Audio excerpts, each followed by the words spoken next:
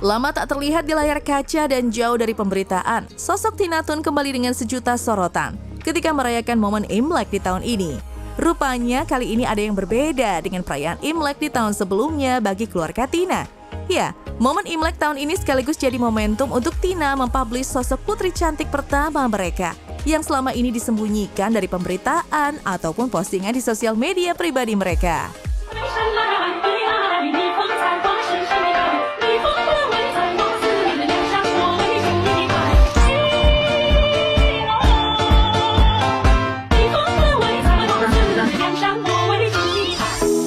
Momen kehadiran sang buah hati tentunya membuat warganet terkejut dan bertanya-tanya, seakan sudah siap menjawab semua pertanyaan warganet. Tina mulai membagikan momen pertumbuhan sang buah hati dari waktu ke waktu.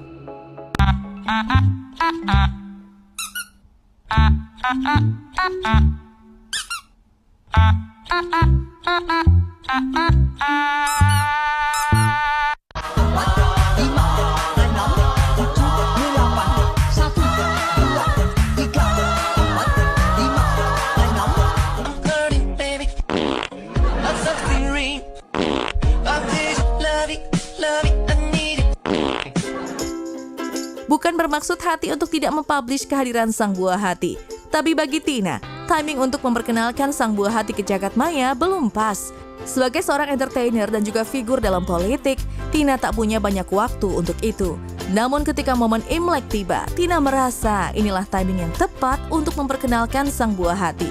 Karena mendapat waktu yang senggang untuk melakukannya. Gitu ya.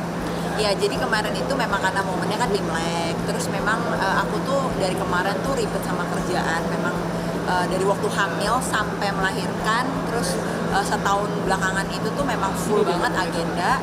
Jadi akhirnya belum ada momen pas gitu loh. Nah, pas kemarin Imlek, dan ini Imleknya kan lumayan nih dapat libur gitu-gitu kan. Terus memang agak senggang gitu. Dan akunya juga udah lumayan parenthood-nya tuh kayak udah mulai kayak udah menyesuaikan gitu. Akhirnya ya sudahlah aku publish gitu. Karena kan nggak mungkin ya nggak aku publish ya. Secara kalau aku mau kemana-mana orang tuh udah mulai nanya gitu kan, anak siapa. Tak hanya memposting momen kebersamaannya dengan sang buah hati, Tina juga menunjukkan keadaannya mulai dari awal saat ia mengandung, melahirkan hingga pasca lahiran. Kondisi fisik yang berubah pun tak sungkan ia unggah di jagat maya.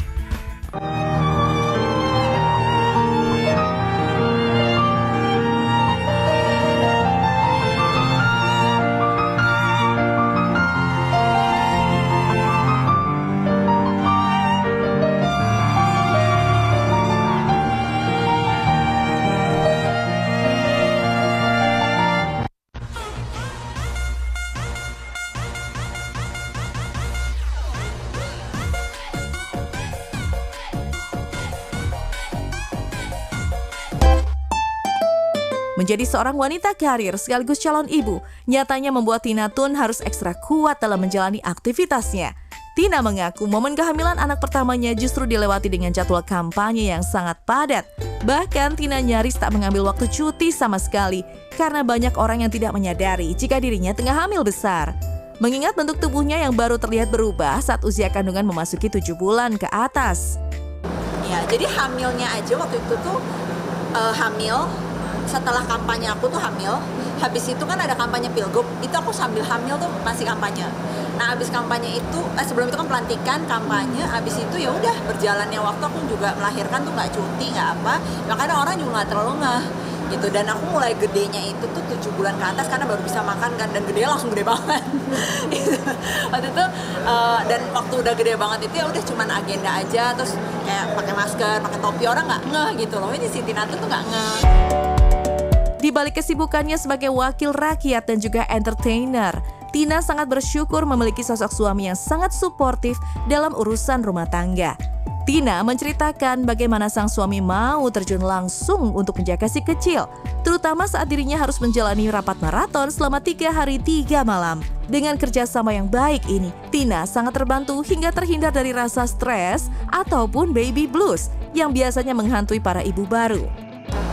Kalau suami so far sih sportif banget ya, dan memang aku bersyukur lah dia hands on juga. Jadi kalau misalnya aku pas lagi kan ada kalanya kalau kayak kita kerja itu kan yang aku rapat tuh 3 hari berturut-turut bisa pagi sampai malam gitu.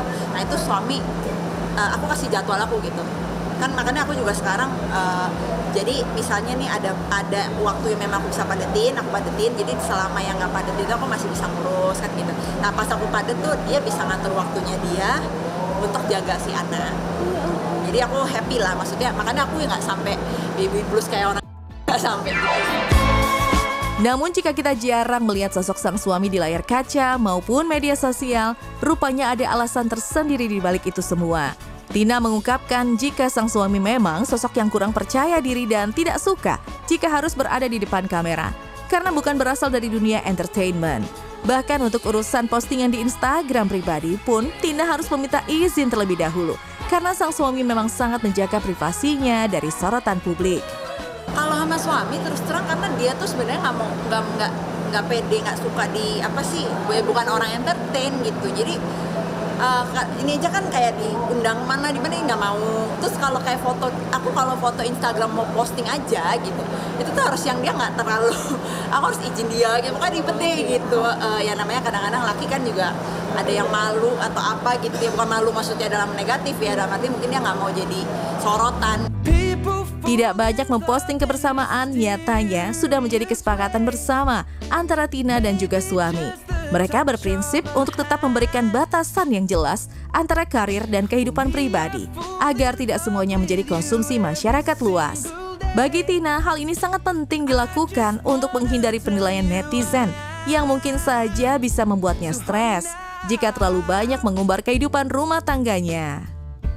Ya, aku sih discuss sama dia sih, benar-benar. Jadi kalau suami waktu itu pokoknya prinsipnya publish silakan gitu, tapi dalam arti tetap ada batasan-batasan lah gitu. Dalam arti nggak semuanya dijor-jorin yang kayak aktivitas dia ini itu memang nggak boleh juga sama dia gitu. Cuman kalau publish kayak gini kan ya kita sewajarnya gitu. Karena tapi benar juga ada benernya gitu. Ketika kita publish semua kan ujungnya kayak aktivitas apa itu ada yang pasti ada yang nilai ya. Nah, itu akhirnya kita stres sendiri gitu loh. Karena kan kayak kita aja kan referensinya pasti dari Reels, dari mana, dari TikTok gitu-gitu. Nah, ntar kalau kita begitu dikomentarin, apa nggak stres katanya gitu kan. Jadi ya balik lagi, ya udah secukupnya aja.